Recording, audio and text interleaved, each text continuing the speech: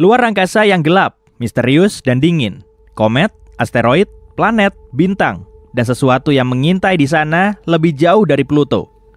Ya, ini mungkin planet ke-9 tata surya, planet yang selama berabad-abad dicari. IRAS, yaitu satelit astronomi inframerah, mengumpulkan data menarik pada tahun 1983. Itu bisa menjadi bukti bahwa planet ke-9 bersembunyi di sana. Tidak ada yang tahu apa planet itu sungguh ada, tapi penemuan ini membantu merancang model untuk lebih memahami kemungkinan planet ini. Dan pada tahun 2016, ilmuwan menemukan bahwa benda angkasa kecil di sabuk Kuiper mengorbit agak aneh. Sabuk Kuiper adalah area luar tata surya. Itu adalah cincin dalam bentuk donat berisi sisa-sisa dari masa pembentukan tata surya. Kamu bisa menemukan donat ini lebih jauh dari Neptunus. Benda angkasa di wilayah itu memiliki orbit aneh, hampir seolah-olah benda besar dengan gravitasi kuat menjauhkan mereka. Tok-tok, planet ke-9 lagi. Menurut teori, ukurannya mungkin 5-10 kali massa planet kita dan 20 kali lebih jauh daripada Neptunus. Satuan astronomi sama dengan jarak antara planet kita dan matahari. Pluto diperkirakan memiliki jarak 40 satuan astronomi dari matahari. Tapi, planet ke-9, jika ada, jaraknya 400-800 satuan astronomi. Planet misterius ini akan butuh 10.000-20.000 tahun bumi untuk membuat satu putaran mengelilingi matahari. Ini mempersulit kita menangkap benda angkasa ini. Ada teori bahwa planet ke-9 mungkin terbentuk di antara orbit Jupiter dan Neptunus, sama dengan raksasa gas lainnya di tata surya kita. Gaya gravitasi satu dari dua planet besar ini mungkin mengusir planet ini dari orbitnya. Ya ampun, lalu planet ke-9 bisa terlempar jauh dari 8 planet yang kita tahu. Itu berakhir sebagai semacam limbah es, cukup kecil di awal. Tapi seiring waktu, planet ke-9 telah membersihkan orbitnya dari bebatuan beku dan debu, lalu akhirnya membentuk planet sungguhan. Teori lain mengatakan ini bisa menjadi planet yang hilang dari bintang lain dalam perjalanannya saat mendekati tata surya kita. Apapun itu, planet ke-9 mungkin tidak memantulkan banyak sinar matahari karena jaraknya sangat jauh. Para astronom tidak yakin di mana tepatnya mereka harus mencari planet itu. Luar angkasa gelap, misterius, dan tidak berujung. Tentu saja, tapi jika kita menemukan planet ke-9, itu akan menjadi bukti kuat pertama bahwa ada lebih banyak planet di tata surya kita. Beralih ke eksoplanet menarik yang jaraknya hanya 90 tahun cahaya dari kita. Eksoplanet adalah planet yang letaknya di luar tata surya.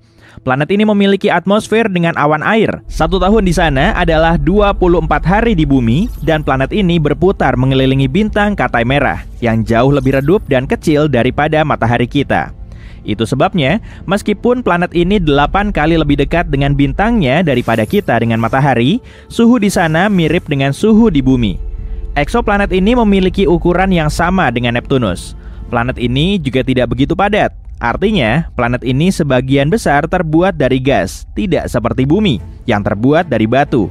Suhu rata-rata di sana adalah 60 derajat Celcius, sehingga menjadikannya salah satu eksoplanet kecil terdingin yang pernah kita temui. Semakin dingin eksoplanet, semakin besar peluang kita akan menemukan awan di atmosfernya. Para peneliti telah menemukan lebih dari 4.000 eksoplanet, tapi semuanya ditemukan di dalam Bima Sakti, setidaknya sampai sekarang. Untuk kali pertama, para astronom menemukan sebuah planet di luar galaksi kita. Planet itu disebut 5M1 ULS-1. Planet ini berada di galaksi pusaran, galaksi spiral yang jaraknya 28 juta tahun cahaya dari kita. Pernah ada bintang besar tapi cukup muda yang terjebak dalam tarian gravitasi dengan sesuatu yang bisa menjadi bintang neutron padat, inti runtuh dari bintang raksasa atau lubang hitam. Pasangan tari bintang itu memiliki gravitasi yang sangat kuat. Pasangan itu memakan si bintang dengan rakus mengoyak plasmanya. Lalu hal tak biasa terjadi. Objek asing, mungkin seukuran Saturnus, melintas dan menghalangi konfrontasi ini dari tata surya kita. Sekarang, tidak ada yang bisa melihat apa yang terjadi. Tapi ini mungkin bisa menjadi planet terjauh yang pernah kita temukan. Ada sebuah planet yang baru ditemukan di luar tata surya. Ukurannya sebesar Jupiter. Planet ini mengorbit 2 bintang. Dan seperti yang bisa kita amati dari planet kita, planet ini melintas di depan kedua bintang itu. Satu putaran penuh mengelilingi 2 bintang ini artinya 1 tahun. Kira-kira butuh 200 hari bumi. Pada hari penemuan planet sebelumnya, para ilmuwan juga menemukan planet itu memiliki pendamping tak biasa. Itu adalah Jupiter superpanas dengan orbit sangat ketat mengelilingi bintangnya. 1 tahun di sana hanya berlangsung selama 1,9 hari bumi. Planet ini memiliki orbit berbentuk aneh. Planet ini juga bergerak dalam arah berlawanan dari rotasi bintangnya. Jika kamu bisa menjelajah sejauh 57 tahun cahaya dari planet kita, kamu akan melihat sesuatu berwarna merah muda mengintai di kegelapan. Semakin dekat, itu semakin besar dan menarik. Ya, itu adalah planet berwarna magenta. Jaraknya beberapa miliar kilometer dari mataharinya. Ini adalah salah satu planet termuda yang pernah ditemukan ilmuwan. Umurnya hanya 100 sampai 200 juta tahun. Planet ini terbuat dari gas merah muda, sama dengan Jupiter. Jadi, jika kamu bisa mendekati permukaannya, gas ini akan menyelimutimu seperti kabut tebal. Jika kamu mendekat dan masuk lebih dalam, gas ini akan menjadi lebih gelap dan berwarna kemerahan. Lihat inti planetnya, itu super panas. Karena suhunya yang mencapai 240 derajat Celcius, planet ini seperti oven. Panasnya adalah penyebab planet ini bersinar terang. Kamu juga melihat langit berwarna merah muda pudar dengan awan yang terbuat dari tetesan air beku, mirip dengan awan kita. Ada sebuah eksoplanet yang ukurannya separuh bumi. Itu merupakan salah satu planet terkecil yang pernah kita temukan di luar tata surya. Diameternya 9.000 km. Sebagai perbandingan, diameter bumi adalah 12.700 km. Planet ini sebagian besar terbuat dari besi, mirip dengan Merkurius. Merkurius memiliki inti besi yang besar dan kerak yang sangat tipis, sehingga membuatnya unik di tata surya. Pada masa-masa awalnya, planet ini menabrak benda angkasa setidaknya sekali. Tabrakan itu menarik lapisan luarnya. Itu sebabnya hanya inti besinya yang keras yang tersisa. Mungkin eksoplanet kecil ini mengalami tabrakan besar juga. Mungkin itu sebabnya mantel planet ini hilang dan menyisakan sebagian besar inti besinya. Atau mungkin ini hanya sisa planet gas yang dulunya seukuran Neptunus. Atmosfer planet ini mungkin hancur karena jumlah radiasi besar dari bintangnya. Planet ini hanya berjarak 31 tahun cahaya dari kita, dan hari di sana kurang dari 8 jam bumi. Planet ini hanya sedikit lebih besar daripada Mars. Manusia tidak akan menghuni tempat itu karena suhu ekstrimnya yang mencapai 1.500 derajat Celcius. Mungkin saja ada lava cair di sisi planet yang menghadap bintangnya. Suhu itu cukup tinggi untuk melenyapkan atmosfer apapun. Jadi, planet ini mungkin pernah memilikinya dulu. Biasanya, raksasa gas seperti Jupiter tidak dihuni karena memiliki kondisi cuaca, suhu, dan tekanan ekstrim. Dan tidak ada bangunan yang bisa menciptakan kehidupan. Tapi planet terestrial lebih kecil, seperti bumi, memiliki lebih banyak bahan-bahan kunci seperti oksigen dan air cair. Selain itu, planet terestrial memiliki suhu lebih dingin dan kondisi lain. Namun, tentu saja tidak semua planet terestrial bisa dihuni. Tidak mudah mencari planet dengan kondisi yang mirip bumi, atau setidaknya kondisi yang akan memungkinkan hidup berkembang di sana. Tapi inilah Kepler-22b, salah satu temuan paling menjanjikan kita.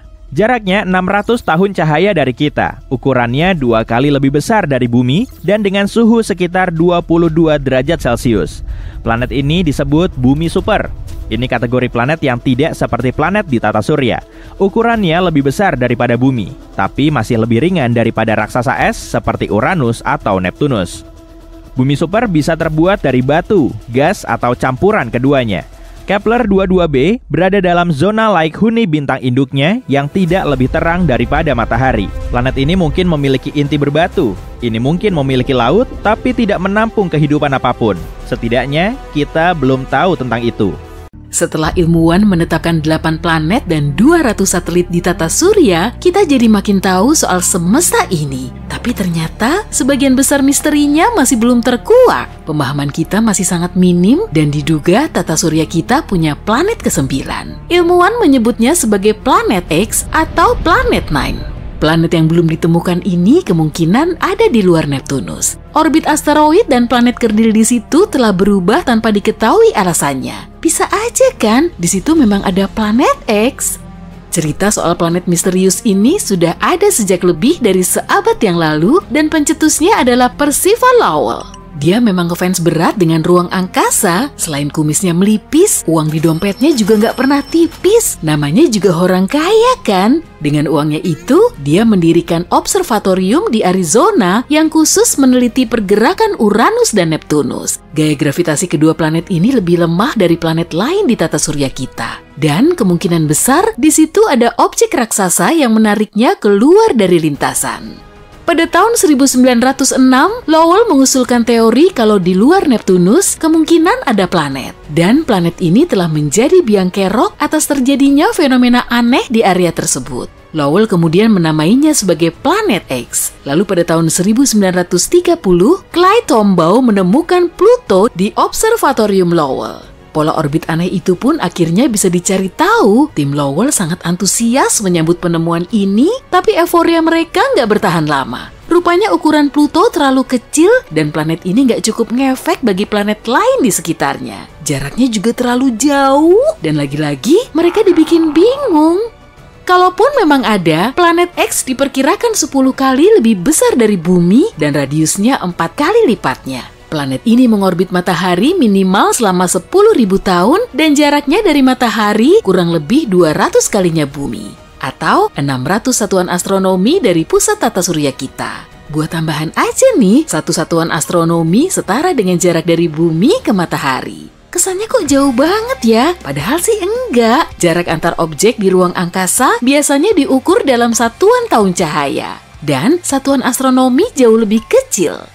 Oke, kita ambil contohnya pada objek terjauh yang teramati dari Bumi, alias galaksi GNZ11. Sip, galaksi ini berjarak 32 miliar tahun cahaya. Meski begitu, ilmuwan masih bisa mendeteksinya via teleskop. Padahal 1 tahun cahaya aja sama dengan 63.241 satuan astronomi.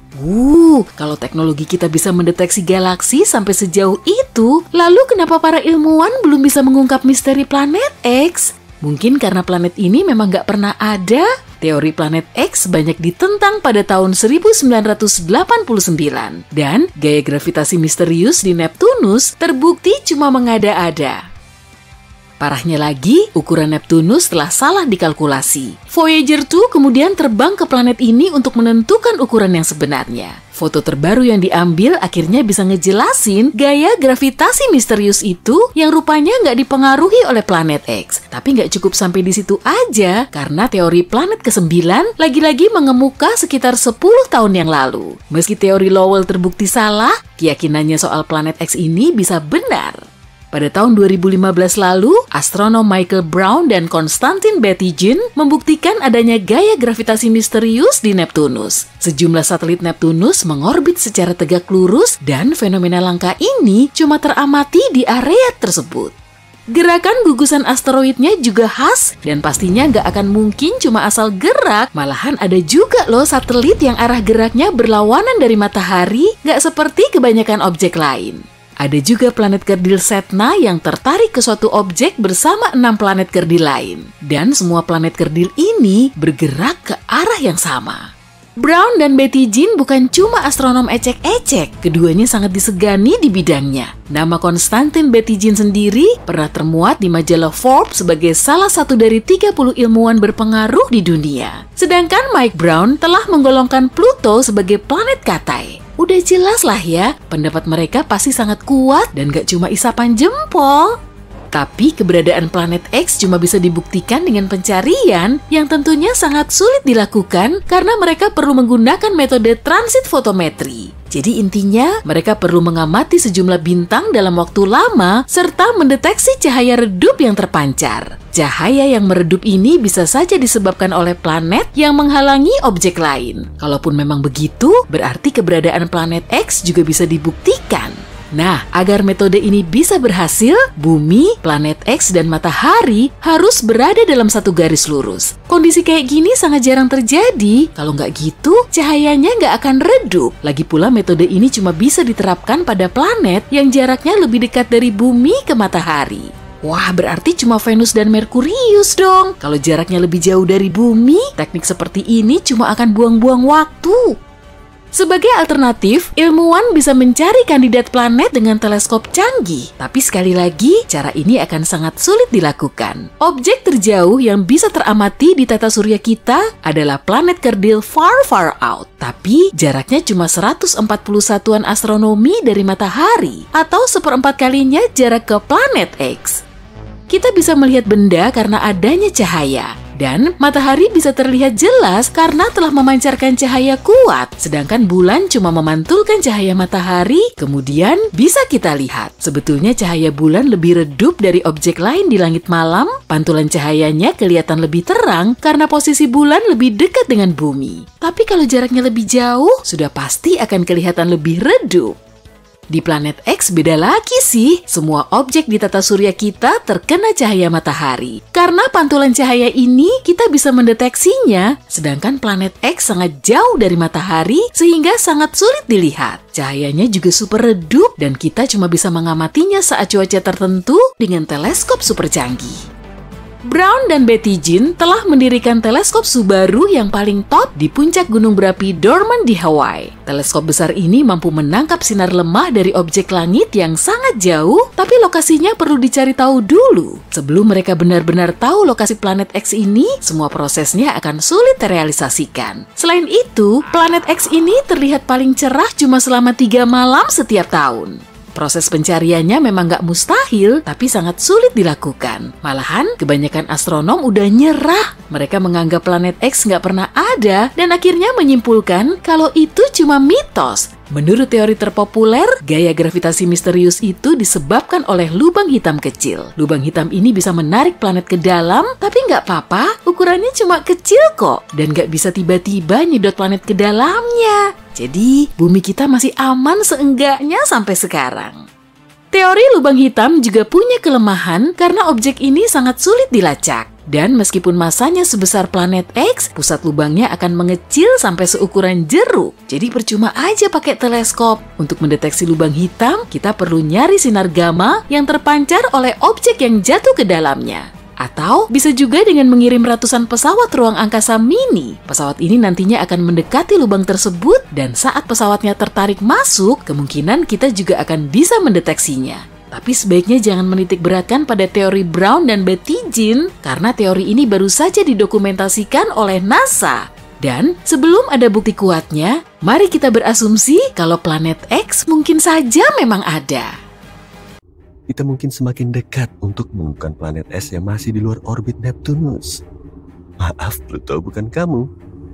Baru-baru ini, pemetaan alam semesta yang menggunakan data dari teleskop di Hawaii berhasil mengeliminasi sekitar 78% lokasi yang mungkin untuk si planet yang misterius ini. Beberapa orang menyebutnya planet 9, sementara yang lain lebih memilih planet X. Apapun namanya, planet ini telah menimbulkan kontroversi sejak keberadaannya pertama kali diusulkan.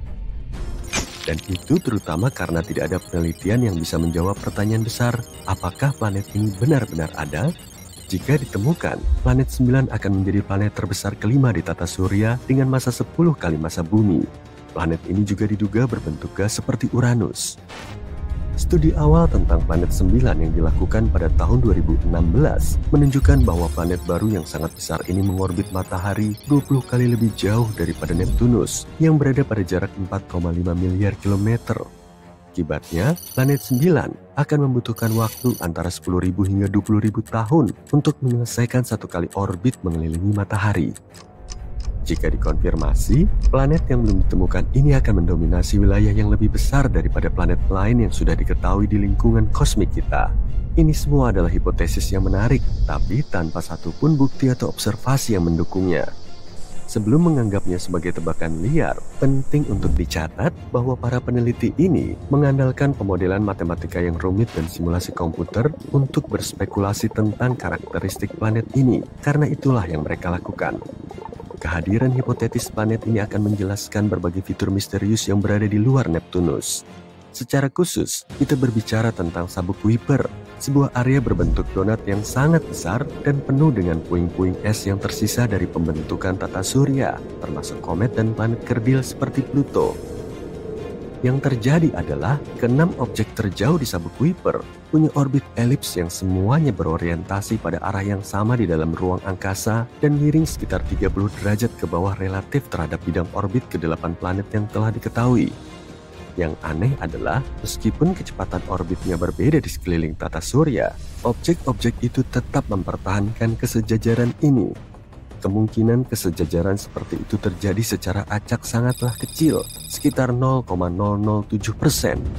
Jadi inilah planet 9, sebuah benda langit masif hipotetis yang menawarkan penjelasan masuk akal untuk fenomena aneh ini, yang berpotensi memberikan pengaruh gravitasi untuk membentuk orbit-orbit ini.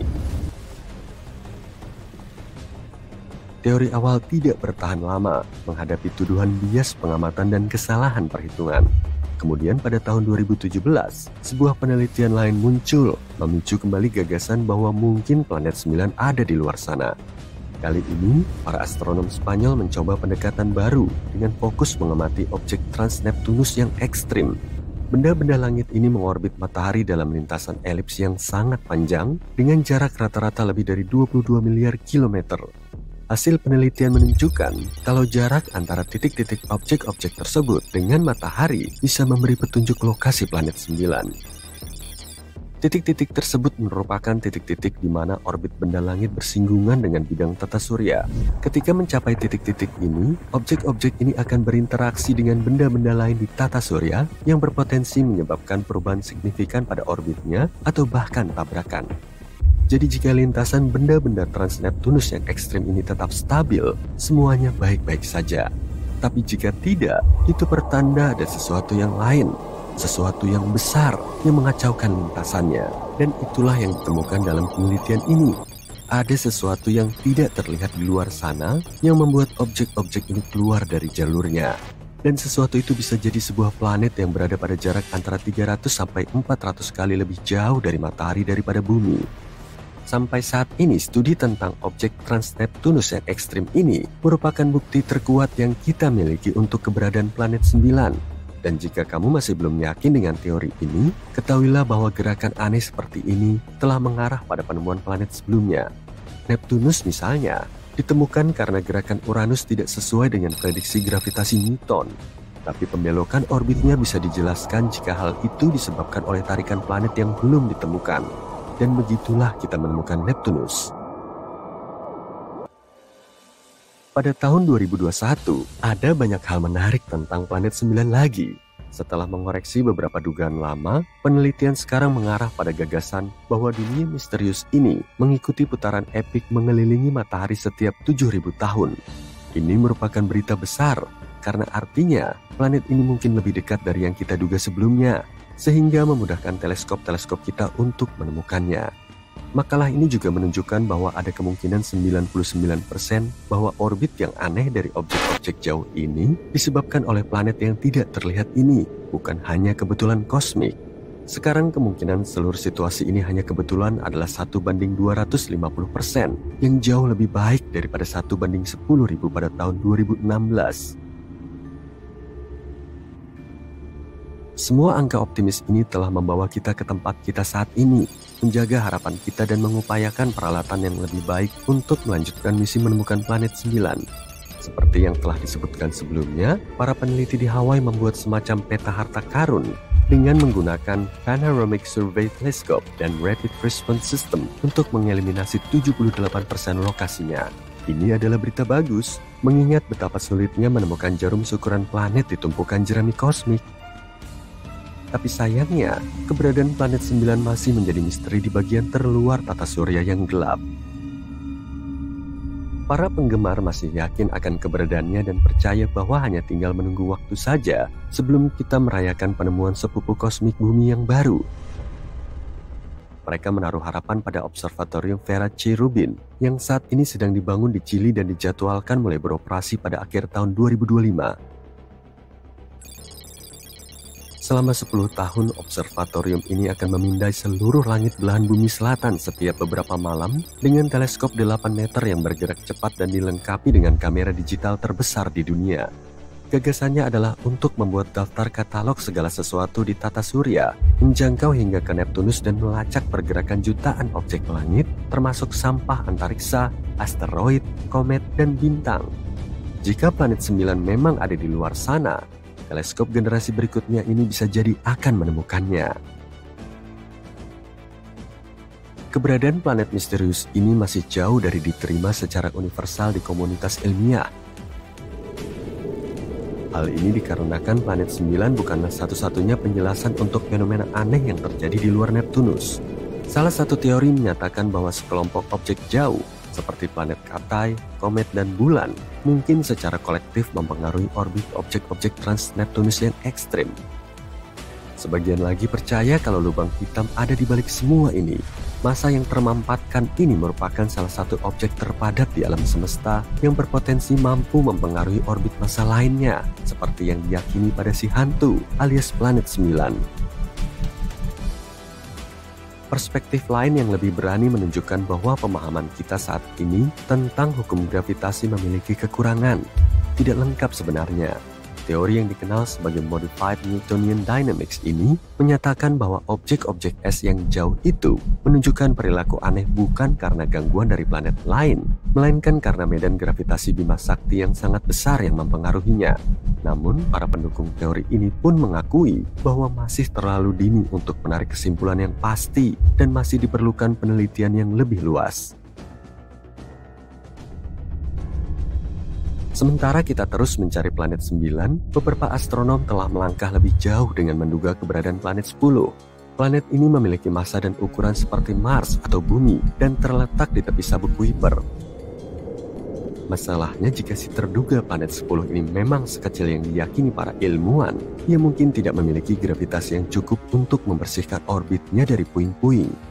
Dan hal ini mirip dengan apa yang terjadi pada Pluto, yang menjadi salah satu alasan kenapa Pluto mengalami masalah pada tahun 2000-an.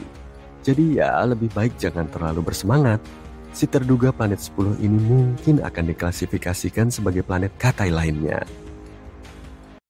Selama ribuan tahun, orang-orang hanya mengenal planet Merkurius, Venus, Mars, Jupiter, dan Saturnus, yang dapat dilihat menggunakan teleskop sederhana atau bahkan dengan mata telanjang jika kondisinya memungkinkan.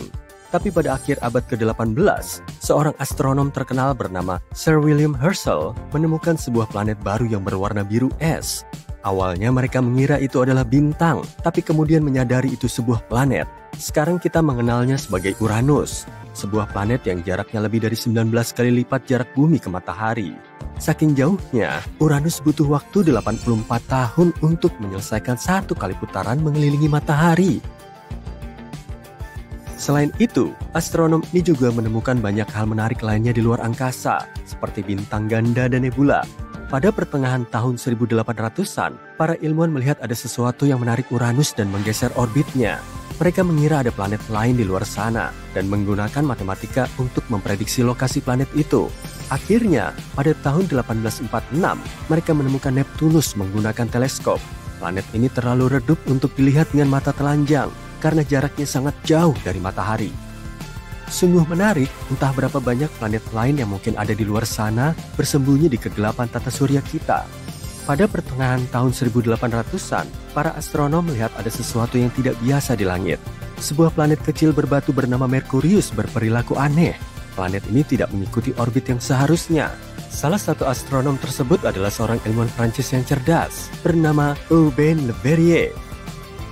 Dia mengemukakan teori bahwa mungkin ada planet lain di tata surya kita yang belum ditemukan. Planet ini berada di antara Merkurius dan Matahari. Planet hipotetis ini, yang ia beri nama Vulkan dari nama dewa api Romawi, memiliki permukaan yang sangat panas, dan ini bisa berpotensi menjelaskan perilaku aneh Merkurius. Dia memang tidak sepenuhnya yakin Vulkan adalah satu-satunya objek yang mengganggu orbit Merkurius. Tapi, karena antusias dengan kemungkinan ditemukannya planet baru, para astronom di seluruh dunia pun menyukai ide keberadaan Vulkan. Untuk sebuah planet yang belum ditemukan, banyak orang bertekad untuk mengembangkan ide dan mencari informasi tentangnya. Sebagian ilmuwan mengira tidak mungkin mereka melewatkan planet lain sebesar Merkurius. Rasanya sulit untuk tidak melihatnya. Tapi, ada kemungkinan planet yang lebih kecil berada di dalam orbit Merkurius yang jaraknya sangat dekat dengan matahari sehingga tidak ada yang bisa melihatnya. Salah satu teori mengatakan jaraknya sekitar 21 juta kilometer dari matahari. Merkurius adalah planet dengan orbit paling eksentrik di tata surya kita, tapi titik terdekatnya ke matahari sekitar 46 juta kilometer. Artinya, vulkan berada kurang dari setengah jarak tersebut.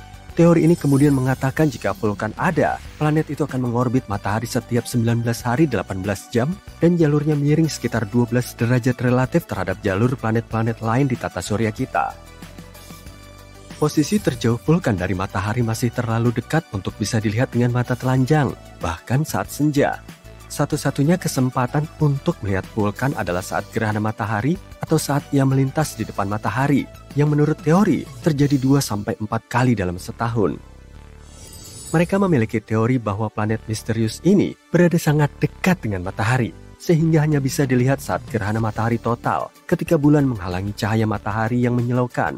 Jadi, setiap kali terjadi gerhana, para ilmuwan mengamati matahari dengan harapan bisa melihat vulkan. Mereka berusaha keras, tapi tetap saja tidak bisa menemukan planet misterius ini. Beberapa astronom mengaku melihatnya saat gerhana, tapi tidak ada yang bisa memastikan atau menemukan buktinya. Teori tentang vulkan pun dilupakan untuk sementara. Einstein punya pemikiran berbeda. Kamu tahu tentang teori relativitas umumnya kan? Disitulah ia menyatakan bahwa gravitasi bukanlah suatu kekuatan alamiah, tapi hasil dari melengkungnya ruang waktu karena kehadiran objek-objek luar angkasa raksasa, seperti planet dan bintang.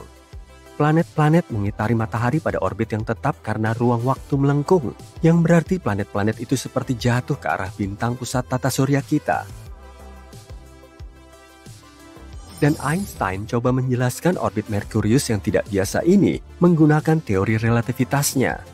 Tidak seperti planet-planet lain di tata surya kita, orbit Merkurius tidak melingkar. Orbit Merkurius tampak sedikit bergelombang, seolah-olah ada kekuatan tak terlihat yang menariknya. Einstein mengatakan hal ini mungkin terjadi karena gravitasi matahari yang sangat besar membuat struktur ruang waktu di sekelilingnya melengkung. Menurutnya, ada kemungkinan ini sedikit mengubah orbit Merkurius. Butuh waktu cukup lama bagi komunitas ilmiah untuk menguji teori ini. Dan pada akhirnya, teori ini nampaknya merupakan penjelasan yang paling masuk akal. Meskipun teori Einstein memberi penjelasan yang lebih elegan terkait orbit Merkurius yang aneh, sebagian ilmuwan masih menaruh harapan pada vulkan. Sangat sulit untuk melepas ide keberadaan vulkan, karena Merkurius juga planet yang sangat sulit dilihat dari bumi. Tapi kemudian, semakin banyak ilmuwan yang mulai menerima teori Einstein melebihi imajinasi mereka. Dan mereka pun mengamati gerhana matahari total, khususnya untuk menguji teori relativitas Einstein, bukan karena vulkan. Vulkan bukan satu-satunya planet hipotetis yang banyak dibicarakan. Di era yang lebih modern, beberapa percaya kemungkinan adanya planet misterius yang bersembunyi di bagian luar tata surya kita. Tapi yang satu ini lebih mungkin. Memang belum ada yang melihatnya secara langsung. Tapi simulasi komputer menunjukkan bahwa planet 9 atau planet X ini mungkin ada di suatu tempat lebih jauh dari Neptunus. Neptunus dan planet X bisa jadi berukuran sama. Planet X mungkin 10 kali lebih masif daripada bumi dan mengitari matahari dalam orbit lonjong yang jaraknya sekitar 20 kali lebih jauh dari matahari daripada Neptunus. 1 tahun di sana bisa berlangsung antara 10.000 hingga 20.000 tahun bumi. Sebagai perbandingan, 1 tahun di Neptunus berlangsung selama 165 tahun bumi. Objek sebesar ini yang bergerak di luar Neptunus bisa menjelaskan orbit yang tidak biasa dari objek-objek kecil di sabuk Kuiper. Sabuk Kuiper adalah area di tata surya kita yang berada di luar Neptunus dan orbitnya. Dan kemungkinan besar ada banyak asteroid, komet, serta benda-benda kecil lainnya di sana yang sebagian besar tersusun dari es. Ada planet hipotetis lain yang bernama Nibiru. Masih ingat rumor soal kiamat pada tahun 2012? Salah satu skenario yang populer adalah Nibiru akan menabrak planet tempat tinggal kita di akhir tahun itu. Tentu saja itu tidak terjadi. Kita masih baik-baik saja, tapi ide soal Nibiru tampak menarik. Ceritanya dimulai pada tahun 1970-an, ketika seorang pria bernama Zecharia Sitchin menyebut Nibiru dalam bukunya The 12th Planet, dan menyatakan planet ini mengelilingi matahari setiap 3.600 tahun. Tapi, sebuah planet dengan orbit eksentrik seperti itu mustahil tidak mengganggu planet-planet lain di tata surya kita dengan gravitasinya.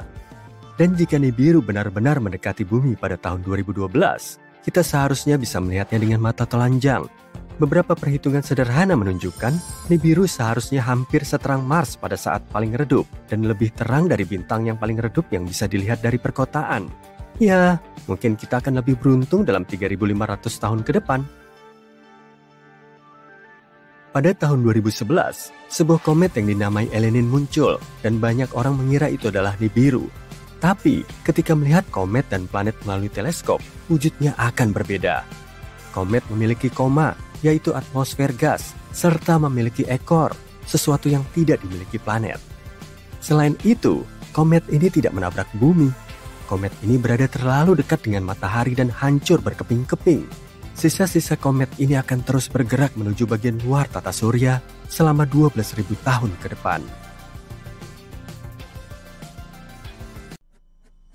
Ketika kamu meledakkan planet, segalanya menjadi merah, panas membara. Atmosfer sirna, segalanya beterbangan, semuanya hancur.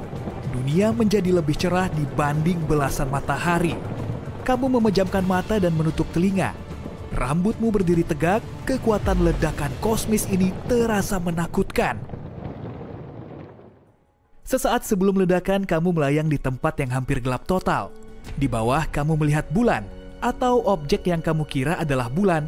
Permukaan bola berwarna terang ini tampak tidak rata, dengan kawah yang ditinggalkan oleh meteorit. Kamu melihat bukit curam besar, membentang berkilo-kilometer. Ini Merkurius. Dan sekarang kamu akan meledakkannya. Seolah dalam gerakan lambat, kamu menyaksikan planet ini hancur berkeping-keping. Kemudian, dalam sekejap mata, kamu melihat sekumpulan puing mendekatimu. Pertama, bongkahan bebatuan besar. Inilah yang tersisa dari kerak padat dan mantel berbatu Merkurius. Bentuk dan struktur puing-puing yang terbang ke arahmu berubah. Kini semuanya terlihat cair seperti percikan air raksa. Itu inti metalik planet Merkurius yang hancur. Inti cair ini mengambil 85% volume Merkurius. Dan akhirnya, ledakan dan bongkahan padat datang lagi. Inilah inti planet padatnya.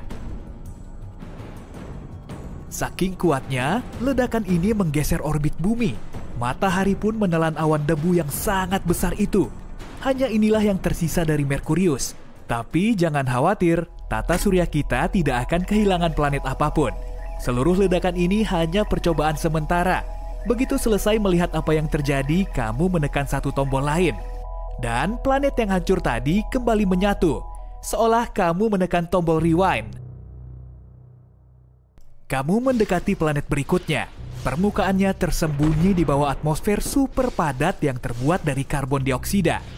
Jika ingin mendarat di Venus, kamu harus menembus awan asam sulfat tebal. Kamu melihat permukaan planet yang coklat kemerahan, kering dan sangat panas. Kamu mungkin akan melintasi dataran halus dan rata yang menutupi 2/3 permukaan planet ini. Kamu terkejut melihat gunung berapi yang tersebar di Venus. Ada 1.600 totalnya. Sayangnya, kamu tak akan bisa melihat semuanya karena kamu sudah menekan tombol. Boom! Bongkahan besar basal terbang menjauh dari pusat ledakan. Ini adalah bagian dari kerak planet setebal 18 km. Lalu kamu melihat meteor merah membara terbang ke arahmu dengan kecepatan luar biasa. Itu adalah bongkahan mantel berbatu Venus yang meleleh. Hujan api tampak tak ada habisnya. Mungkin karena tebal mantelnya mencapai 1.900 km. Tapi itu bukan bagian paling masif dari planet ini. Kekuatan ledakan memecah inti besi metalik Venus. Tadinya ukuran inti planet ini 2 kali lipat mantelnya. Kamu mencapai sang planet marmer biru, planet rumahmu. Bagaimana bentuk bumi yang hancur jika dilihat dari luar angkasa? Dari atas, bumi terlihat indah. 71% permukaannya berwarna biru karena air laut dan samudra itu. Ada juga area hijau, kuning, dan coklat, serta pusaran putih. Kamu menekan tombol. Planet itu meledak menjadi badai bebatuan. Itulah yang tersisa dari kerak tipis bumi dan mantelnya yang jauh lebih tebal. Inilah yang dulu membentuk 84% volume bumi. Kamu melihat hujan bebatuan ini berubah menjadi jauh lebih cair. Ini adalah lelehan besi panas dan nikel yang tadinya membentuk inti luar bumi. Tekanan yang ada tidak cukup untuk membuat logam ini tetap solid. Ledakan yang sangat kuat menghancurkan inti bumi. Tadinya bentuknya adalah bola besi dan nikel yang padat. Setelah tersebar kemana-mana, semua bongkahan itu membentuk orbit sendiri di sekitar matahari. Bongkahan yang paling besar menabrak bulan, sementara yang lain melayang lebih jauh dan ditelan bintang kita. Kamu tidak boleh bersantai. Planet merah sudah menunggumu. Permukaan Mars diselimuti debu berwarna karat.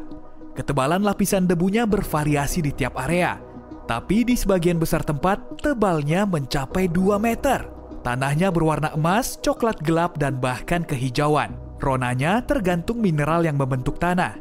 Permukaan planet ini berbatu dan ditutupi dasar danau kering, kawah, gunung berapi, dan ngarai. Boom! Mars adalah planet berbatu. Kamu harus menghindari bongkahan kerak seukuran gunung yang terbentuk dari batu basal vulkanis. Yang kamu lihat selanjutnya mirip seolah kamu baru saja meledakkan pasta gigi raksasa yang berbatu.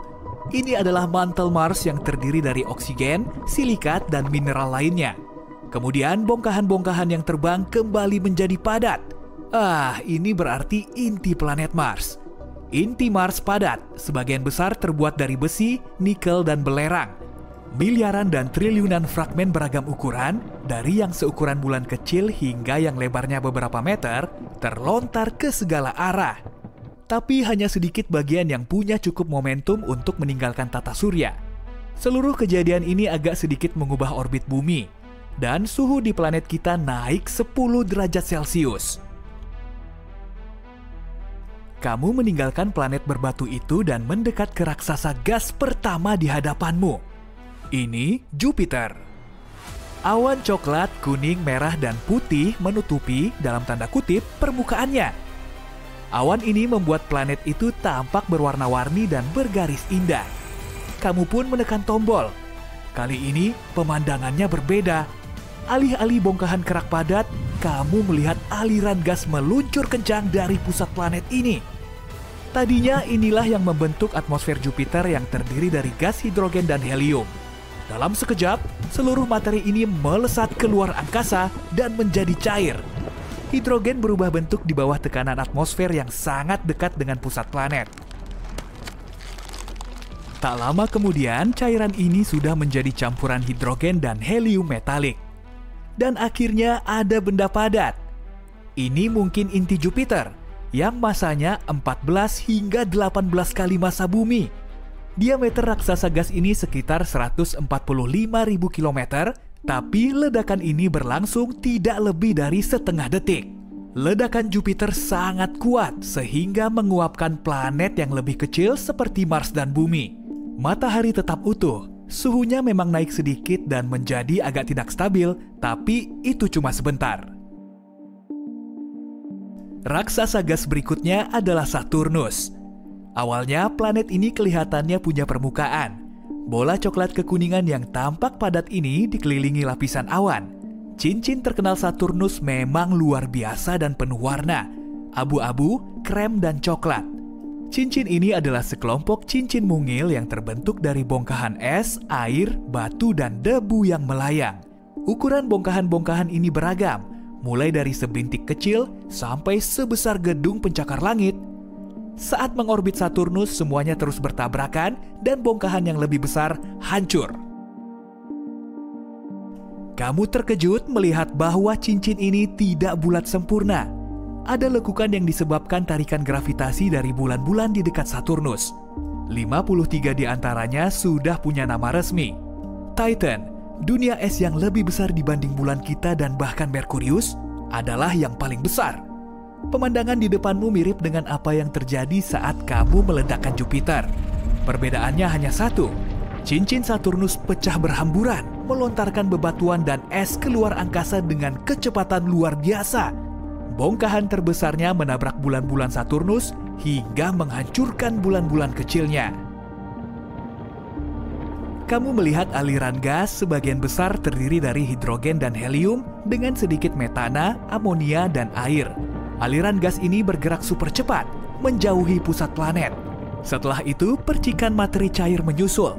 Ini hidrogen cair yang akhirnya menjadi metalik. Dan terakhir, bongkahan-bongkahan inti padat Saturnus yang terdiri dari materi berbatu. Kamu kini melihat bola biru kehijauan yang indah sang raksasa es, Uranus. Planet ini punya warna yang unik saat cahaya matahari terpantul oleh permukaannya. Selain itu, sebagian besar atmosfer Uranus adalah hidrogen dan helium dengan sedikit gas metana yang menyerap cahaya merah. Mari lanjutkan. Boom! Kali ini ada gumpalan es besar yang meluncur ke arahmu terlebih dahulu. Tadinya ini merupakan bagian dari mantel es Uranus yang membentuk 80% volume planet ini. Tapi, kenapa es ini terlihat cair? Di Uranus, cairan beku tidak padat seperti di bumi. Es adalah cairan padat yang terbuat dari air, es amonia, dan metana. Ini sering disebut samudra amonia air. Setelah hujan es yang aneh ini, kamu melihat bongkahan padat dari inti bebatuan planet ini. Tadinya ukurannya kecil, tidak lebih dari setengah massa bumi. Beberapa bulan Uranus ikut hancur dalam ledakan, dan beberapa bahkan terlempar dari tata surya. Ledakan itu juga sedikit menggeser orbit Neptunus. Dan kamu sampai di planet terakhir dalam perjalananmu, Neptunus. Warnanya terlihat biru karena lapisan gas yang berputar-putar dan awan permanen.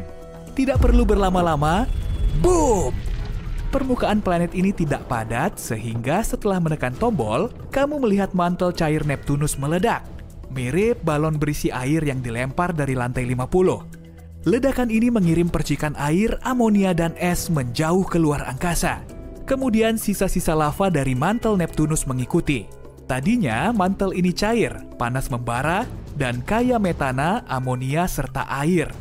Inilah sisa dari inti padat Neptunus yang terbuat dari besi dan logam lainnya. Bola biru di kejauhan itu bumi ya? Benar, lihat itu. Dia mengapung di luar angkasa, lagi hangout bareng teman sesama planetnya. Ada Mars yang berwarna jingga merah dan Jupiter dengan sabuk asteroidnya. Si kecil Pluto pun ada di sana. Semua planet itu menjaga jarak sambil bergerak di orbitnya sendiri. Planet-planet ini tidak begitu suka bergaul, tapi itu bagus. Bakal jadi masalah kalau planet-planet itu mulai bertabrakan. Tapi meskipun ada planet lain, yang kita tahu cuma bumi yang punya kehidupan. Dan kita tahu alasannya. Karena bumi cukup beruntung untuk berada di tempat terbaik tata surya kita, di zona Goldilocks. Para ilmuwan berkata, syarat utama adanya kehidupan adalah air, tapi di Merkurius ada air. Planet ini memiliki deposit es air di kutub selatan dan utaranya, tapi hanya karena kedua tempat itu tak pernah mendapat cahaya. Di tempat lain, air menguap dari permukaan planet ini. Merkurius terlalu dekat dengan matahari. Di Pluto juga ada air, dan menurut para astronom, 30% planet Katai ini adalah air. Tapi dalam bentuk beku, tidak seperti Merkurius, Pluto terlalu jauh dari matahari. Itu sebabnya semua airnya dalam bentuk es.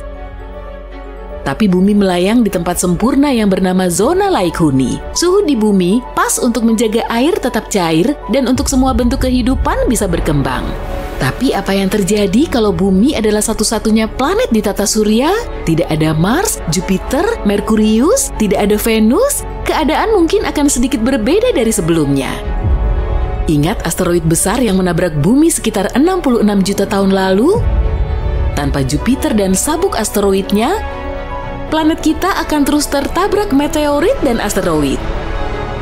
Dan sebagiannya akan sebesar asteroid yang menyebabkan punahnya dinosaurus. Asteroid ini akan berkeliaran di luar angkasa tanpa ada yang menghentikannya.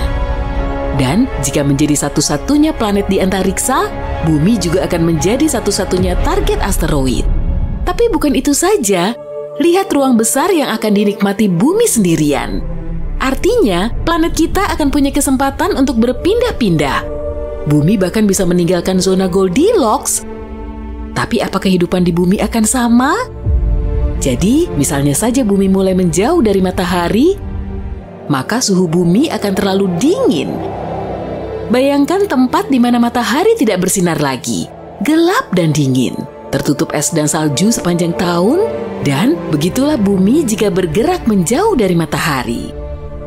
Jika ini terjadi, kota-kota akan mulai terlihat sangat berbeda. Sekarang bumi penuh kehidupan, coba saja datang ke taman, maka kamu akan melihat pohon dan rumput hijau di mana-mana.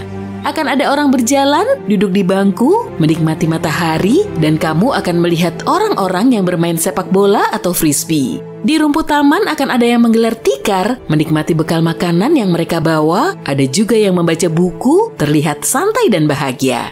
Di luar angkasa, kamu melihat bumi lagi. Planet ini masih berada di tempat favoritnya. Itu sebabnya kehidupan di bawah sana sangat indah. Tapi tunggu, apa bumi bergerak? Planet kita jelas menjauh dari matahari sekarang. Apa keadaan di bumi berubah? Warnanya kelihatan agak lebih biru sekarang. Di bawah sana, California emas yang terkenal tidak begitu emas lagi. Suasananya muram dan gelap seperti tempat-tempat lain di bumi. New York tertutup es, bahkan di tempat terpanas, suhu sekarang di bawah titik beku. Termasuk tempat tropis seperti Bahama. Setelah beberapa saat, air berubah menjadi es. Lautan sekarang kelihatan seperti arena seluncur, namun tak ada yang berseluncur di sana karena planet ini menjadi terlalu dingin untuk mendukung kehidupan. Oke, apa yang terjadi jika bukannya menjauh dari matahari? Bumi bergerak mendekat dengan manusia yang masih menghuninya. Wah, suhunya pasti bakalan menggila, terlalu panas. Iklim akan menjadi sangat panas, bencana alam akan lebih sering terjadi. Hurikan dan banjir akan menjadi hal biasa di bumi sekarang. Dan beberapa saat kemudian, planet ini akan terlalu panas untuk dihuni manusia. Partikel dari matahari akan menjadi ancaman serius. Atmosfer akan kesulitan melindungi bumi dari radiasi matahari. Tapi pelindung ini akan semakin lemah. Air tidak akan ditemukan di mana-mana, mungkin hanya di deposit bawah tanah. Bumi akan jadi mirip seperti Mars, berbatu dan tandus. Sungai Mississippi akan kering dan meninggalkan ngarai besar. Semua lautan akan hilang juga. Sekarang ini, Palung Mariana adalah tempat terdalam di bumi. Sulit sekali mencapai dasarnya karena tekanan air yang besar di sana. Tapi tanpa air, perjalanan menuju ke tempat terdalam di bumi akan bisa dilakukan.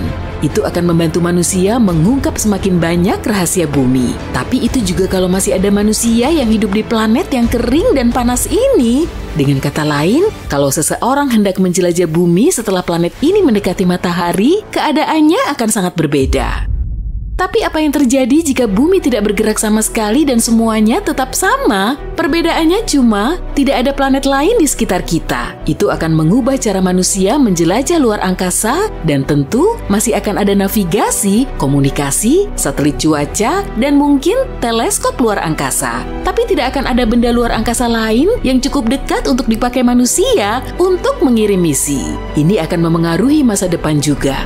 Jika manusia tidak punya keinginan atau kesempatan untuk pergi ke luar angkasa, mereka akan berinvestasi pada planet ini. Mereka akan membangun kota-kota pencakar langit, bukan mencari planet lain untuk dihuni. Sekarang ini, jika kamu punya teleskop canggih, kamu akan melihat bintang dan planet lain yang ada di kejauhan. Semakin canggih teleskop, semakin detail kamu melihatnya. Tapi tanpa planet lain di luar sana, pemandangan luar angkasa tidak akan begitu menarik. Bintang masih akan terlihat dan kamu mungkin melihat meteorit. Kamu juga pasti akan melihat bulan. Tapi, ya cuma itu. Badan Antariksa akan fokus menjaga keamanan bumi, terutama karena asteroid akan lebih sering bertamu. Untuk melindungi bumi, para ilmuwan harus mencari cara untuk mengusir tamu itu. Seperti sinar laser besar misalnya. Saat dinyalakan, sinar itu memancar sampai ke bulan dan bahkan lebih jauh. Sebagai ganti membangun roket untuk menjelajahi luar angkasa, SpaceX dan NASA akan menekuni pembersihan asteroid. Orang-orang bahkan tidak akan mencoba menghubungi peradaban lain. Kalau tidak ada planet yang mirip bumi, mereka akan menganggap usaha itu sia-sia. Artinya, tidak ada sinyal radio yang terus dikirim ke luar angkasa. Fakta seru, pada Februari 2008, lagu The Beatles Across the Universe dikirim ke antariksa dalam. Itu dilakukan untuk merayakan hari jadi ke-40 lagu itu dan hari jadi NASA yang ke-50. Di tahun 70-an, manusia juga mengirim sinyal radio ke luar angkasa. Sinyal itu berisi informasi dasar tentang manusia dan tata surya. Tapi itu lebih sebagai prestasi kekuatan dalam teknologi daripada usaha untuk menghubungi alien yang kemungkinan ada. Tanpa adanya planet, dunia fiksi ilmiah akan berubah juga. Tidak akan ada lagi film tentang penjelajahan antariksa dalam, tidak ada pesawat antariksa raksasa, dan roket yang muncul di layar lebar. Dan karena tidak akan ada penjelajahan ke planet lain, tidak ada juga wahana penjelajah yang dikirim ke luar angkasa untuk mencari tanda kehidupan dan menjelajahi dunia baru. Seperti wahana penjelajah di Mars sekarang, kita akan lebih berkonsentrasi pada planet kita ini. Misalnya, orang-orang pasti akan mulai menjelajah bagian dalam bumi. Teknologi baru juga akan memungkinkan kita menggali jauh lebih dalam ke kerak bumi. Perjalanan ke inti bumi sepertinya seru, kan? Sebagai ganti astronot, akan ada penjelajah bawah tanah. Mungkin bisa dibilang penjelajah bumi. Teknologi pengeboran baru juga akan diciptakan untuk membuat proses pengeboran lebih efektif. Akan ada jenis kendaraan baru, dan kendaraan baru ini akan dibuat untuk mengebor dan melindungi para penjelajah dari tekanan bawah tanah yang besar. Saat menjelajah dunia di bawah permukaan bumi, manusia kemungkinan akan menemukan bentuk kehidupan baru. Mungkin makhluk misterius yang berevolusi untuk bertahan hidup dalam kegelapan dan suhu ekstrem dengan sedikit makanan. Itu tentu akan membantu manusia lebih memahami planet tercinta ini.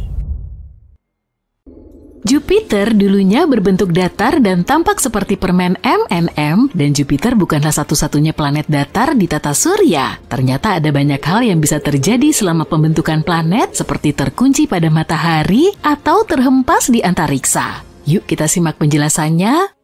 Bumi tidak datar, tapi Jupiter mungkin dulunya datar. Alih-alih berbentuk bola besar, planet gas raksasa di sistem kita mungkin awalnya lebih mirip paneku. Jupiter salah satu planet tertua di antara planet-planet tetangga kita, usianya 4,6 miliar tahun, sama seperti matahari. Di masa-masa awalnya, Jupiter kemungkinan terbentuk melalui proses yang disebut disinstability atau ketidakstabilan piringan. Semua berawal dari bintang. Ketika sebuah bintang terbentuk, awalnya tidak berupa bulatan, melainkan seperti piringan besar. Pada tahap ini, angin sangat panas yang terdiri dari partikel-partikel bermuatan berhembus. Debu di dalam piringan itu mengandung materi seperti karbon dan besi, beberapa di antaranya bertabrakan dan saling menempel, membentuk objek yang lebih besar. Debu berubah menjadi kerikil, kerikil berubah menjadi batu, dan batu-batu itu bertabrakan satu sama lain menjadi semakin besar. Gas di dalam piringan membantu semua kepingan padat itu menyatu. Sebagian pecah, tapi sebagian lagi tetap menempel, dan itulah yang menjadi bagian dasar planet. Ini disebut planetesimal. Bahkan planet gas raksasa seperti Jupiter pun awalnya berupa bintik-bintik debu yang lebih kecil dari rambut manusia. Pada akhirnya debu ini membentuk piringan gas yang besar dan berbentuk cincin. Piringan gas ini mulai berputar mengelilingi matahari dan bertambah besar dengan mengumpulkan gas dan batuan seperti bola salju.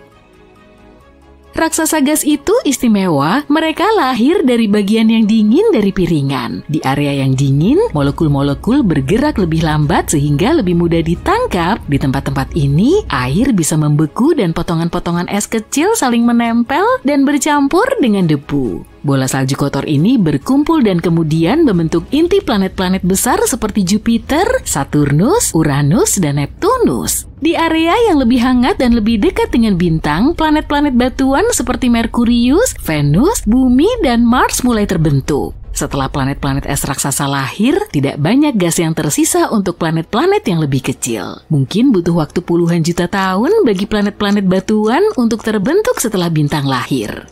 Pada saat yang sama, matahari juga tumbuh, menyerap gas di dekatnya dan mendorong materi-materi lebih jauh lagi. Setelah miliaran tahun, piringan ini berubah total menjadi bintang bulat dengan sekumpulan planet, planet katai, asteroid, bulan, meteoroid, dan komet di sekelilingnya.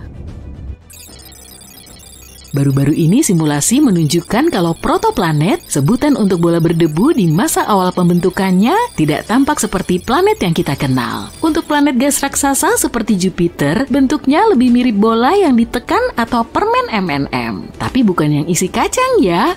Ketika matahari masih muda, piringan gas dan debu yang mengelilinginya menjadi dingin dan tidak stabil. Piringan gas dan debu ini mulai pecah menjadi bongkahan-bongkahan besar, dan bongkahan-bongkahan ini kemudian runtuh akibat gravitasi yang sangat besar dan membentuk Jupiter. Lama-kelamaan Jupiter menjadi planet gas raksasa berbentuk bulat. Ada banyak keanehan yang bisa terjadi selama proses pembentukan planet. Pernah bertanya-tanya nggak kenapa Venus atau Uranus berputar ke arah yang berlawanan dengan planet-planet lain? Biasanya ketika sesuatu terbentuk dari piringan gas yang berputar, dia cenderung berputar ke arah yang sama. Misalnya jika kamu memutar beberapa bola pada seutas tali, bola-bola itu akan berputar dengan arah yang sama. Jadi secara teoritis, semua planet seharusnya berputar ke arah yang sama. Tapi ada banyak sekali objek yang bergerak cepat seperti komet dan asteroid di tata surya kita. Ketika menabrak planet, terutama pada masa-masa awal pembentukannya, tabrakan ini bisa membuat planet berputar ke arah yang berlawanan.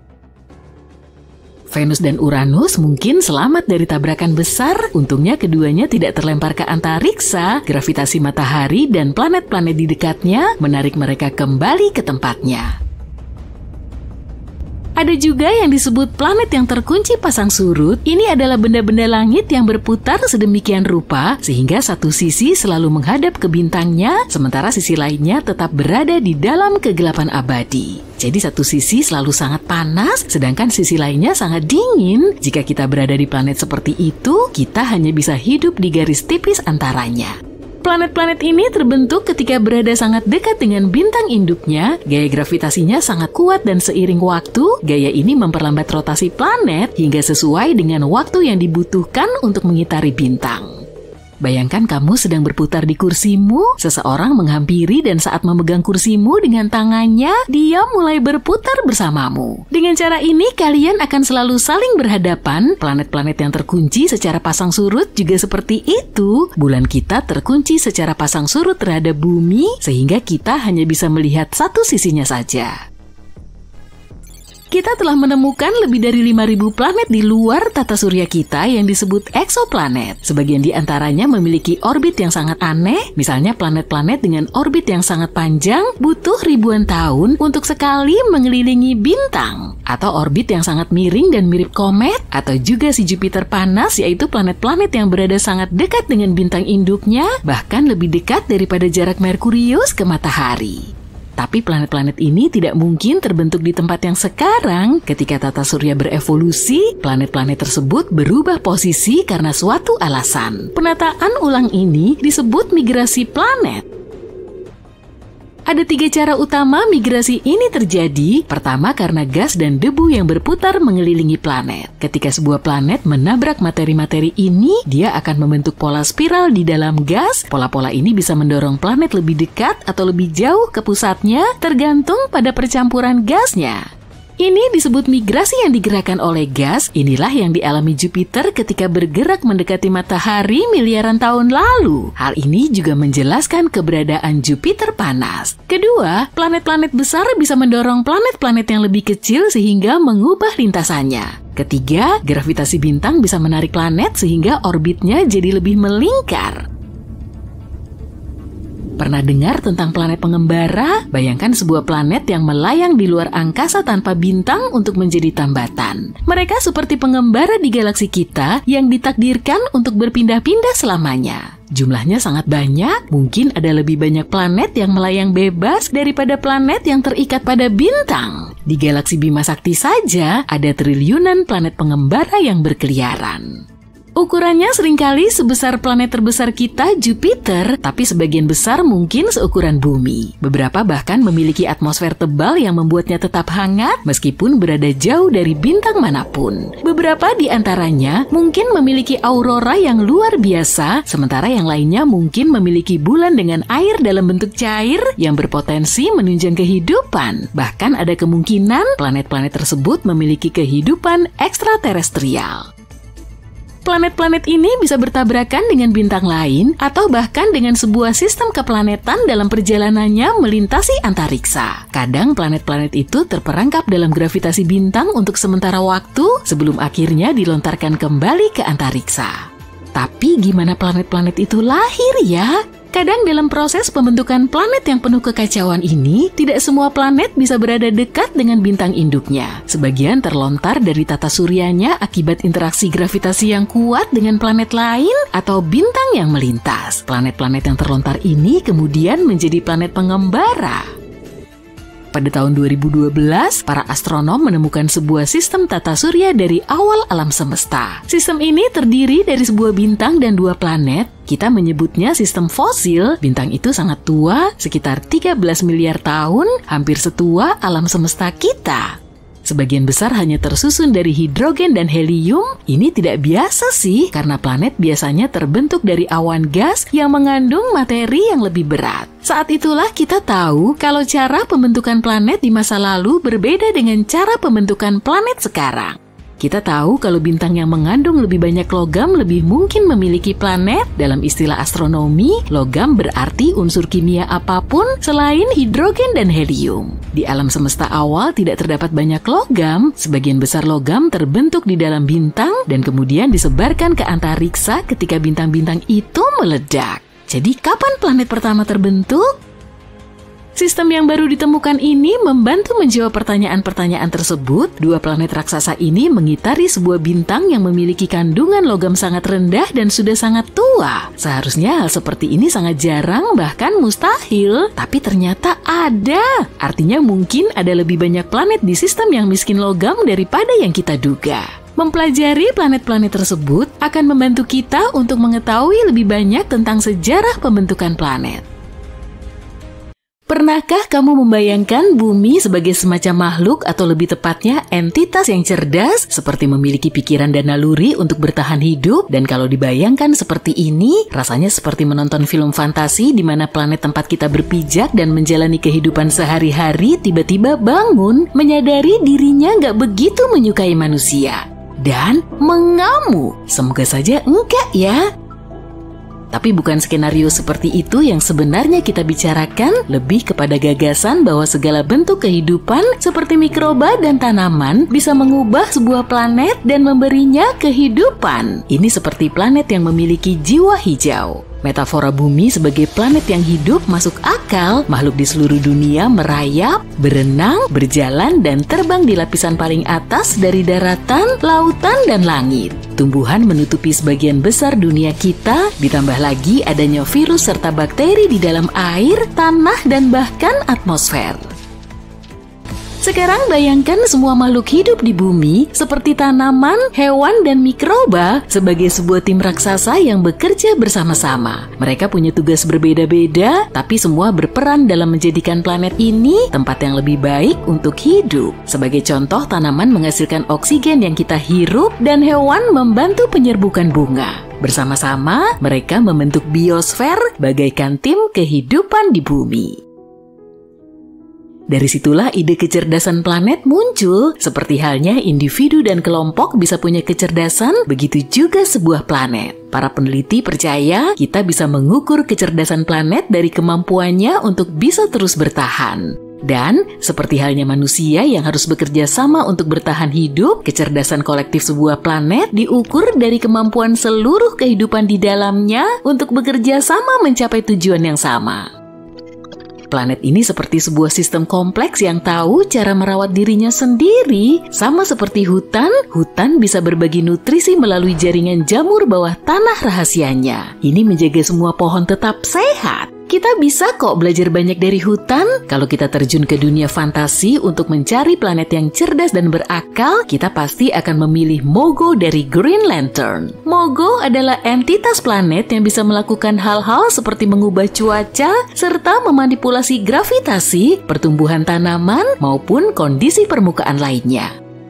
Atau bagaimana dengan Pandora yang menakjubkan dari Avatar? Masih ingat adegan flora dan fauna yang memukau di sana dengan organ-organ yang menyerupai tentakel? Organ ini memungkinkan makhluk hidup untuk saling berhubungan satu sama lain pada tingkat saraf. Seakan seluruh planet ini merupakan satu otak raksasa dengan pohon-pohon, makhluk-makhluk, dan bagian lainnya sebagai sel-selnya. Kita masih jauh dari itu, tapi tetap menyenangkan untuk dibayangkan. Saat ini, peradaban kita masih dalam tahap yang disebut para ilmuwan sebagai teknosfer yang belum matang. Artinya, kita masih terlalu fokus pada penggunaan teknologi yang tidak selalu berdampak baik bagi planet kita. Kita nggak memiliki kecerdasan planet atau pemahaman kolektif tentang apa yang perlu dilakukan untuk membuat planet ini lebih baik. Sebaliknya, kita hanya sibuk dengan urusan masing-masing. Tapi kita belum sampai pada tahap terburuk sih. Para peneliti telah memetakan 4 tahap masa lalu dan masa depan bumi untuk menjelaskan bagaimana kecerdasan planet bisa berdampak pada masa depan jangka panjang umat manusia. Tahap pertama disebut biosfer yang belum matang. Ini masa ketika kehidupan pertama kali dimulai di bumi miliaran tahun yang lalu. Hanya ada mikroba di tanah gundul tanpa vegetasi, tidak ada umpan balik global yang berarti mikroba-mikroba ini belum bisa memberi pengaruh pada bumi, atmosfer, atau sistem lainnya. Tahap kedua adalah biosfer matang sekitar 2,5 miliar hingga 540 juta tahun yang lalu saat benua-benua yang stabil terbentuk dan biosfer mulai memiliki pengaruh kuat terhadap bumi. Tahap ketiga dikenal sebagai teknosfer yang belum matang adalah masa kita berada sekarang dengan sistem komunikasi, teknologi, transportasi, listrik, dan komputer yang saling terhubung serta mengambil sumber daya dari sistem bumi dan memengaruhi biosfer. Tahap keempat yang juga dikenal sebagai teknosfer matang adalah target bumi di masa depan. Ini berarti teknologi akan memberi manfaat bagi seluruh planet. Kita akan menggunakan bentuk energi yang berkelanjutan seperti tenaga surya. Kecerdasan planet adalah tanda planet yang matang dan para peneliti tengah berupaya mencari cara untuk mencapainya. Jadi hal-hal yang kita lakukan pada tingkat individu juga penting loh. Aktivitas kolektif kehidupan seperti mikroba atau tanaman bisa mengubah sebuah planet dan menjadikannya lebih dari sekedar batu tak bernyawa yang mengambang di angkasa. Melalui biosfer, planet tempat tinggal kita menemukan cara untuk menopang kehidupan miliaran tahun yang lalu dan masih terus berlanjut. Sekarang kita perlu mencari cara untuk memiliki sistem pemeliharaan mandiri yang serupa, tapi kali ini dengan teknosfer. Sulit untuk membayangkan planet-planet sebagai entitas seperti Pandora atau dunia imajiner lain di luar sana. Ada beberapa alasan untuk itu. Pertama, planet terbentuk dari kumpulan berbagai materi seperti batuan, gas, dan cairan di sekeliling bintang baru. Ini ibarat acara pertemuan keluarga besar dan semua yang hadir membawa bahan makanan berbeda untuk dijadikan satu masakan lezat. Seperti halnya bahan-bahan tersebut tidak akan tiba-tiba berubah menjadi makhluk hidup, materi-materi yang membentuk sebuah planet juga tidak akan langsung berubah menjadi entitas dengan kesadaran diri. Di bumi, setelah miliaran tahun reaksi kimia yang rumit, beberapa molekul mulai mereplikasi diri dan membawa informasi. Begitulah awal mula kehidupan di planet kita dan bumi adalah satu-satunya contoh yang kita punya. Alasan keduanya, bayangkan kamu punya kebun luas yang kamu tanami banyak jamur atau bakteri, berharap mereka menjadi cerdas dan membantumu merawat kebun tersebut. Tapi jamur dan bakteri tidak memiliki otak seperti kita. Lagi pula mereka nggak butuh itu. Memiliki otak yang besar juga sangat berat bagi hewan. Butuh banyak energi untuk membuat otak tetap berfungsi. Jadi hewan hanya menjadi sepandai yang mereka butuhkan untuk bertahan hidup dan berkembang di lingkungan mereka. Anjing dan kucing cukup pintar karena mereka harus bisa menghindari bahaya dan mencari makanan, dan mereka tidak butuh kecerdasan seperti manusia untuk hal-hal seperti membangun rumah, membuat karya seni, atau menciptakan teknologi baru. Jadi akan sulit untuk membuat semua makhluk hidup dan tanaman untuk memiliki tingkat kecerdasan yang sama. Alasan ketiga, kenapa sebuah planet akan sulit untuk menjadi suatu entitas adalah aturan utama dari dunia hewan, yaitu sintasan yang paling layak. Setiap makhluk bersaing untuk mendapatkan sumber daya seperti air, makanan, dan ruang. Tidak hanya spesies berbeda yang bersaing satu sama lain, tapi juga individu-individu dari spesies yang sama. Bayangkan kepiting biola yang berebut wilayah di pantai, atau kawanan serigala yang berebut mangsa, atau aku saat melihat tempat kosong di pantai yang ramai. Persaingan semacam ini bukanlah dasar yang baik untuk kerjasama global. Ada beberapa pengecualian untuk aturan ini, misalnya pada semut. Mereka bukan makhluk paling cerdas di bumi, tapi ketika berkumpul dalam koloni, mereka bisa melakukan hal-hal luar biasa. Seperti mengumpulkan makanan yang jauh lebih besar dari tubuhnya, membangun sarang, membesarkan anak-anaknya, dan bahkan bercocok tanam. Bahkan mereka beraktivitas seperti superorganisme yang disebut pikiran sarang, di mana setiap semut bekerja sama untuk mencapai tujuan bersama. Serangga seperti lebah dan semut sangat altruis dan bekerja sama untuk memastikan ratu mereka bereproduksi. Jika satu koloni semut yang besar mengambil alih seluruh planet kita, mereka bisa bertindak dalam satu pikiran dan bekerja untuk kepentingan koloni serta planet sampai kehabisan sumber daya. Tapi pada kenyataannya, sulit untuk membayangkan ada organisme, bahkan superorganisme, yang bisa mencapai tingkat kesadaran diri dan pikiran seperti itu. Terakhir, bagaimana cara kita untuk tetap terhubung? Dalam hal komunikasi, semut menggunakan feromon dan manusia menggunakan saraf. Kedua metode ini berfungsi baik untuk organisme kecil, tapi saat menyangkut entitas seukuran planet, akan sulit untuk melakukan komunikasi dengan cepat dan efisien. Jadi komunikasi dalam entitas ukuran planet akan jauh lebih lambat daripada yang kita lakukan di rumah, seperti dengan komputer atau ponsel pintar. Oke lah, kita masih harus terus bermimpi tentang Pandora. Pernahkah kamu membayangkan bagaimana jadinya kalau semua planet di tata surya kita seukuran bumi? Yuk kita selami skenario yang menarik ini. Ayo kita bayangkan seperti apa rupa setiap planet andai ukurannya sebesar planet biru kesayangan kita ini. Akankah lanskap Mars yang tandus dan merah tiba-tiba menjadi oasis hijau yang rimbun? Akankah Jupiter, si planet gas raksasa, akan lenyap begitu saja? Dan bagaimanakah dampaknya terhadap tata surya kita secara keseluruhan? Apakah kita semua akan binasa? Kencangkan sabuk pengamanmu dan mari kita cari tahu. Planet pertama dalam daftar kita adalah Merkurius, planet terkecil di tata surya kita. Tapi sekarang lupakan Merkurius yang mirip bulan. Sebagai gantinya, bayangkan dirimu berada di atas api super panas dan dinamis. Ada banyak kawah dan gunung berapi aktif di sekelilingmu. Dan tepat di depanmu ada matahari yang sangat besar, terang dan menyilaukan. Sungguh menakutkan. Sekarang kita uraikan perubahan-perubahan yang terjadi. Nah, seiring bertambahnya ukuran Merkurius, massa dan gravitasinya pun bertambah. Kalau begini, ada kemungkinan Merkurius akan memiliki lebih banyak atmosfer. Suhu di Merkurius sangat ekstrim, tidak hanya karena jaraknya sangat dekat dengan matahari, tapi juga karena atmosfernya sangat tipis. Jadi, pada siang hari, suhu di sana mencapai 430 derajat Celcius.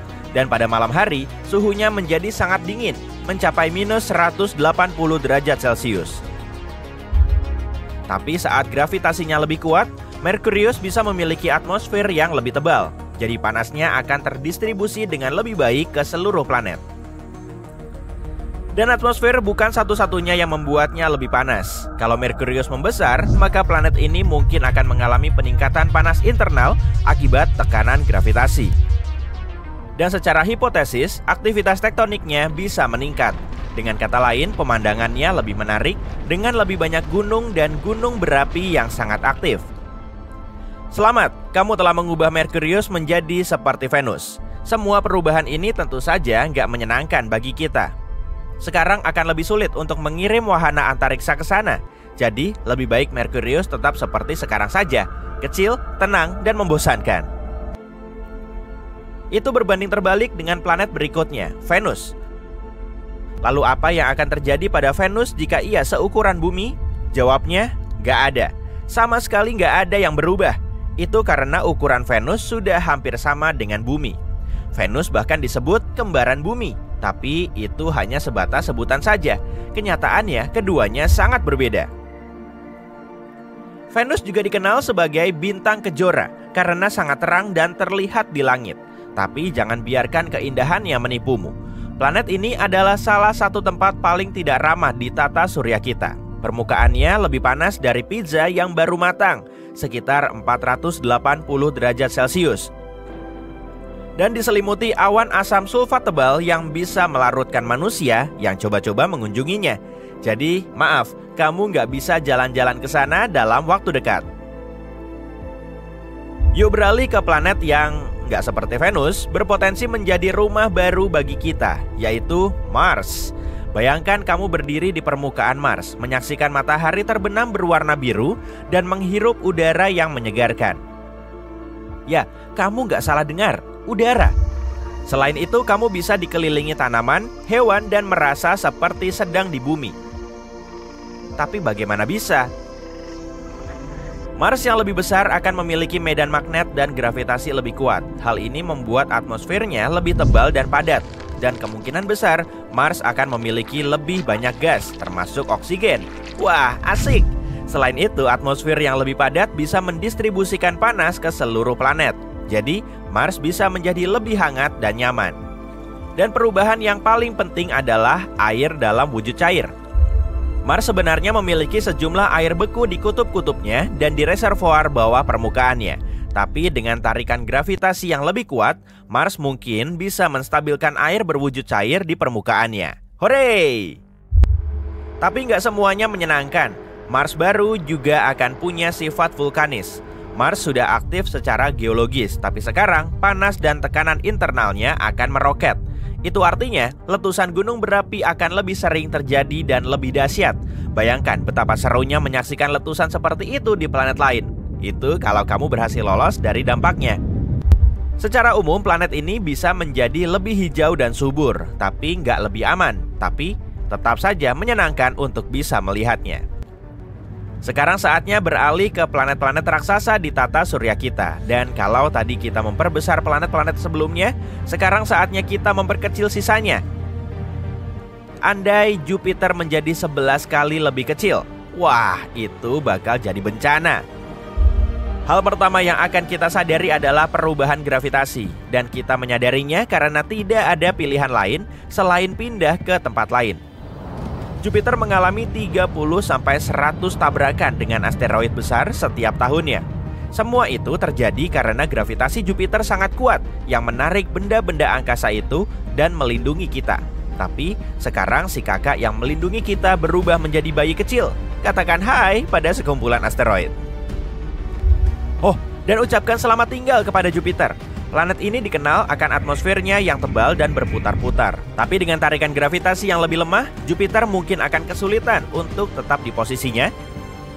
Jadi, seiring waktu, Jupiter perlahan lepas ke ruang angkasa, meninggalkan atmosfer tipis yang sebagian besar terdiri dari nitrogen dan oksigen. Kita juga harus mengucapkan selamat tinggal pada penampakan ikonik planet raksasa lainnya, yaitu Saturnus. Perbedaan yang paling mencolok adalah hilangnya cincin yang terkenal itu. Tersusun dari partikel-partikel kecil es dan batuan, cincin-cincin Saturnus merupakan ciri khasnya. Tapi dengan gravitasi sama dengan bumi, partikel penyusun cincin-cincinnya akan jatuh ke planet ini atau berhamburan di luar angkasa. Sayang sekali. Saturnus juga merupakan planet gas raksasa sama seperti Jupiter. Atmosfernya sebagian besar terdiri dari hidrogen dan helium. Tapi, jika ukurannya sebesar bumi, gas-gas itu akan terkompresi karena gravitasi yang meningkat. Hal ini akan membuat Saturnus menjadi lebih padat. Artinya, ukuran dan bentuk Saturnus secara keseluruhan akan berubah. Menurut teori, jika Saturnus dipadatkan terlalu keras, maka ia bisa menjadi katai coklat. Katai coklat adalah jenis bintang gagal yang kekurangan massa untuk menampung fusi nuklir, tapi memancarkan panas dan cahaya. Jadi, Saturnus bisa saja bukan lagi sebuah planet. Cuaca di sana mungkin juga akan berubah. Semua badai ganasnya seperti badai heksagonal yang terkenal di kutub utaranya akan menjadi lebih lemah dan lebih tenang. Raksasa berikutnya adalah Uranus. Mari kita coba mengecilkan si malang ini. Pertama, gravitasi permukaan Uranus akan jauh lebih lemah daripada sekarang. Atmosfernya juga mungkin akan berubah. Jadi Uranus berukuran lebih kecil, atmosfernya akan lebih tipis dan gas-gas yang dikandungnya berbeda. Planet ini cukup dingin dengan suhu rata-rata minus 214 derajat Celcius. Tapi jika ukurannya sebesar bumi, planet ini mungkin akan sedikit lebih hangat karena rasio volume dan luas permukaannya lebih kecil. Tapi jangan terlalu senang dulu. planet ini akan tetap jauh lebih dingin daripada tempat terdingin di bumi. Seperti yang kalian lihat, planet-planet gas raksasa nggak mudah dalam menghadapi penyusutan, kecuali mungkin salah satunya. Anehnya, Neptunus kecil akan menjadi lebih bersahabat. Sebagai permulaan, Neptunus kecil mungkin akan jadi planet berbatu dengan atmosfer sangat tipis. Artinya, Neptunus bukan lagi planet gas raksasa, melainkan planet yang lebih mudah untuk ditinggali manusia dan makhluk hidup lainnya. Bicara soal pergerakan, karena ukurannya yang lebih kecil, gravitasi di Neptunus baru ini hampir sama dengan gravitasi bumi, sehingga kita akan lebih mudah berjalan dan melompat-lompat, gak akan melayang-layang lagi ke angkasa. Atmosfer asli Neptunus sangat tebal, sampai-sampai kamu hampir gak bisa melihat tangan di depan wajahmu. Dan tekanan permukaannya sekitar 100 kali lipat atmosfer bumi.